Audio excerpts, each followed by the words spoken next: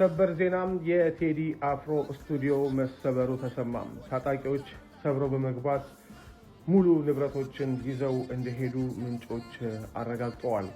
የቴዲ አፍሮ ስቱዲዮ በአዲስ አበባ ሲኤምሲ አካባቢ አዲሱ የኮንቬንሽን ህንፃ አካባቢ የሚገኝ ሲሆን እዛም አቦጊዳም ስቱዲዮ ሃና ለየሚል ቴዲ እንደቢሮም እንደዚሁም ደግሞ አዳዲስ ስራዎችን ለመፍጠር የሚጠቀምበት ስቱዲዮ አለው። በዛ ስቱዲዮ ውስጥ ከስፒከር እስከ ኮምፒውተር ሁሉንም ነገር የማቀናበሪያ መሳሪያዎች ወደፊት የሚወጡ ስራዎችን ጭምር ሰብስበው መውሰዳቸው ነው ምንጮች የገለጹት።